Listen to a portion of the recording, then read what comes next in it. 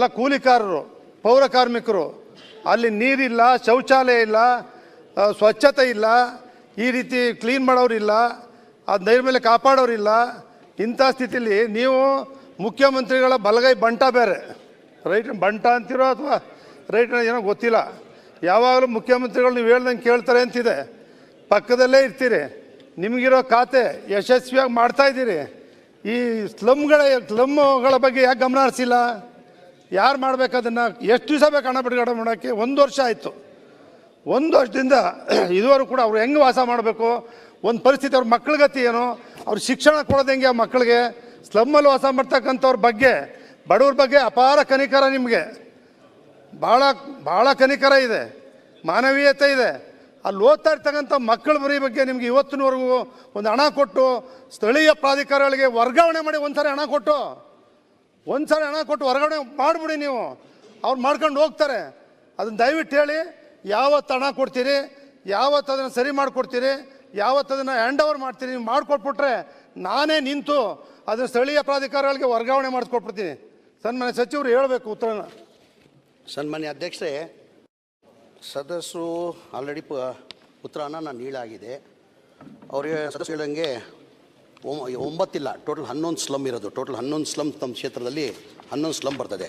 Already ಈ ಸ್ಲಮ್ಗಳು 2002ರಿಂದ ಹಿಡ್ಕೊಂಡು 2012ಅಲ್ಲಿ ನಾವು ಲೋಕಲ್ ಬಾಡಿಗೆ ಹ್ಯಾಂಡ್ ಓವರ್ ಮಾಡಿದ್ವಿ. ಒಂದು ಸತಿ ಲೋಕಲ್ ಬಾಡಿಯವರು ತೊಗೊಂಡಿಲ್ಲ, ಲೋಕಲ್ ಬಾಡಿ ತೊಗೊಂಡಿಲ್ಲ ಕಾರಣಕ್ಕೆ ಈಗ ಪೆಂಡಿಂಗ್ ಇತ್ತು.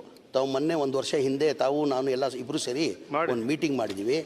ಇದು ತಿರ್ಗಾ ಲೋಕಲ್ ಬಾಡಿಗೆ ನಾವು ಹ್ಯಾಂಡ್ ಓವರ್ ಮಾಡಬೇಕಾದ್ರೆ ಎಲ್ಲ ಡ್ರೈನ್ದು ನೀರು, ಆಮೇಲೆ ವಾಟರ್ ಸಪ್ಲೈ ಎಲ್ಲ ಕೆಲಸ ಮಾಡೇ ಕೊಡಬೇಕು. ಅದಕ್ಕೆ ಟೋಟಲ್ 5 ಕೋಟಿ ಅಂತ ಆಗಿತ್ತು, ವೆಚ್ಚ 5 ಕೋಟಿ ಆಗ್ತದಂತ ಒಂದು ಎಸ್ಟಿಮೇಟ್ನ ರೆಡಿ ಮಾಡಿದರು.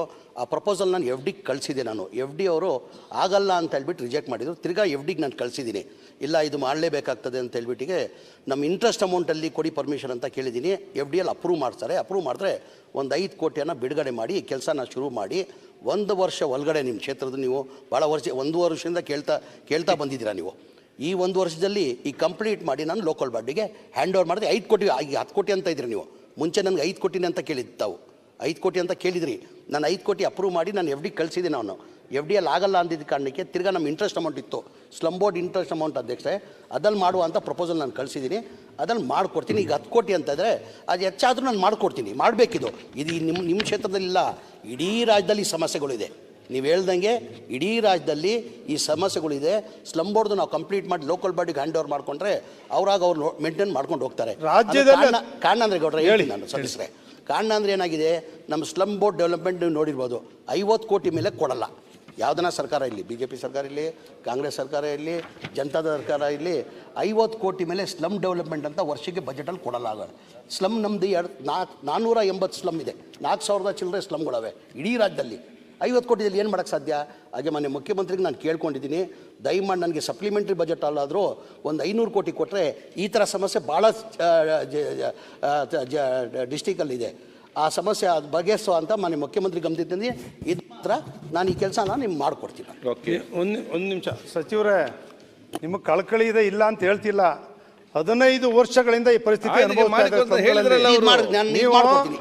ಬೇರೆ ಸರ್ಕಾರ ಯಾರು 5 ಗ್ಯಾರಂಟಿ ಕೊಟ್ಟಿಲ್ಲ.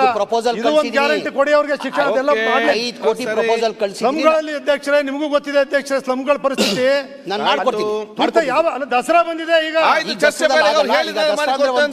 ಈಗಲೇ ಮಾಡ್ಲಿಕ್ಕೆ ಮ್ಯಾಜಿಕ್ ಮಾಡ್ಲಿಕ್ಕೆ ಆಗ್ತದ ಅಧ್ಯಕ್ಷರೇ? 500 ಕೋಟಿ ಕೊಡ್ತೀವಿ ಆಮೇಲೆ ಅಂತಾರೆ ಅಧ್ಯಕ್ಷರೇ. ಈಗ ದಸರಾ, ಮೈಸೂರು ದಸರಾ ಕೊಡ್ತಾ ಇದಾರೆ, ಅದನ್ನ ಸೇರಿಸಿ ಮಾಡ್ಕೊಡಿ ಅಂತ ಹೇಳೋದು. 5 ಕೋಟಿ ಅಂತ 10 ಕೋಟಿ ದೊಡ್ಡದಲ್ಲ. ಓಕೆ, 5 ಕೋಟಿ ಮಾಡ್ಕೊಡ್ತೀನಿ ನಾನು, 5 ಕೋಟಿ ಮಾಡ್ಕೊಡ್ತೀನಿ. ನಂಜೇಗೌಡ್ರೆ ಮತ್ತೆ ಮಂತ್ರಿಗೆ ಬರಲಿ.